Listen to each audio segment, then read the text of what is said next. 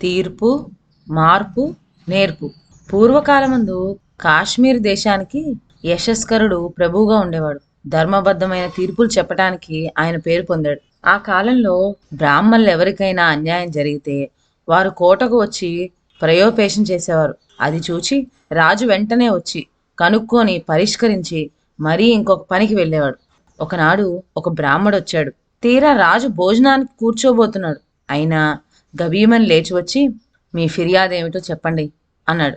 అందుకు బ్రాహ్మడు, మహారాజా, నేను దేశాలు తిరిగి 100 బంగారు నాణాలు సంపాదించుకున్నాను. ఇప్పుడు పరిపాలన బాగా ఉన్నదని విని జన్మభూమికి తిరిగి వస్తున్నాను. దారిలో ఎక్కడా దొంగల భయం అన్న మాటే లేదు. చాలా ఆనందంగా వస్తున్నాను. నిన్న సాయంకాలానికి లవణోత్సవ గ్రామానికి చేరుకున్నాను. అలసి ఒక చెట్టు కింద పడుకున్నాను. ఈ బంగారు నాణాలున్న సంచి నా నడుముకి కట్టుకునే పడుకున్నాను. ప్రొద్దున్నే లేచి చూచుకుందామంటే సంచి జారి నాణాలన్నీ పడిపోయినాయి. పక్కనే నేల నుయ్యి ఒకటి ఉంది. దాన్ని నేను చూడనేలేదు. ఈ బంగారు నాణాలన్నీ ఆ నూతిలో పడిపోయాయి. నేను ఆ నూతిలోనే పడి చావటానికి నిశ్చయించుకోగా నా ఏడుపు విని నలువైపుల నుంచి లవణోత్సవ గ్రామ ప్రజలు పరిగెత్తుకొచ్చారు.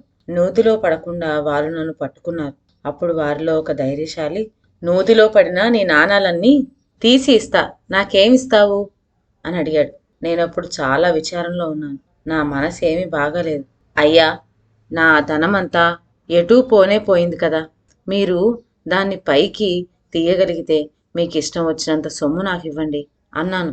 వెంటనే అతడు నూతిలో దిగాడు. అందులో పడిన నాణాలు తీసుకుని కాసేపటికి పైకొచ్చాడు.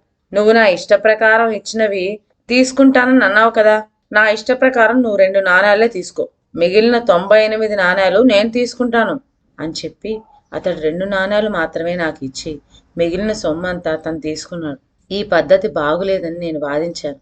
కానీ అక్కడ చేరిన వారంతా నన్నే నిందిస్తూ, యశస్కరుని రాజ్యంలో పత్రం ఎంతో మాట అంతే, నీ మాట ప్రకారమే కదా చేశాడు అతడు, కనుక నువ్వేమీ అడ్డు చెప్పడానికి వీల్లేదు అన్నారు. ఇలా బ్రాహ్మడు జరిగిందంతా చెప్పి, మహారాజా, నేను మంచి ఉద్దేశంతో అన్న మాటలకు విపరీత అర్థం తీసి నేను కష్టపడి సంపాదించుకున్న ధనాన్ని అపహరించారు. దీనంతటికీ మీ విచారణ పద్ధతే కారణం అనుకున్నాను. ఇప్పుడు ఈ ఫిర్యాదు విచారణ జరపమని కోరుతూ ఇదిగో ప్రయోపవేశం చేస్తున్నాను అన్నాడు. ఆ సొమ్ము అపహరించిన వాని కులము పేరు తెలుసా అని అడిగాడు యశస్కరుడు.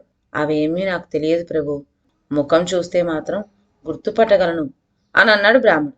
మర్నాడు మహారాజు గారి భట్లు పోయి లవణోత్సవ గ్రామంలోని జనానందరినీ పిలుచుకొచ్చారు.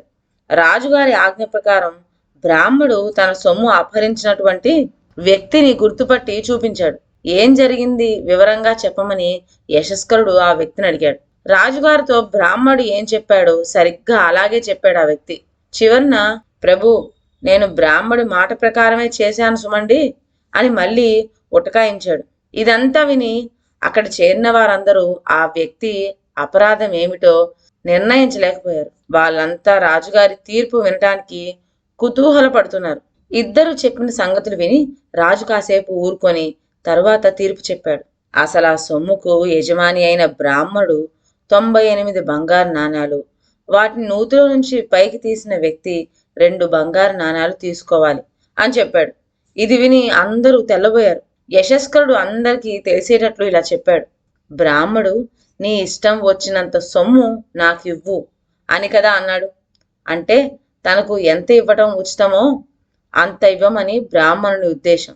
నూతిలో నుంచి సొమ్ము పైకి తీసిన శ్రమకు ప్రతిఫలంగా 98 నాణాలు ఇవ్వవలసి ఉంటుందని అనుకొని అతడిలా అనలేదు. కనుక బ్రాహ్మడు పైకి అన్నమాట ప్రకారం ఇతడిలా చేశాడు. కానీ అతడి మనసులో ఉన్న మాట ప్రకారం కాదు.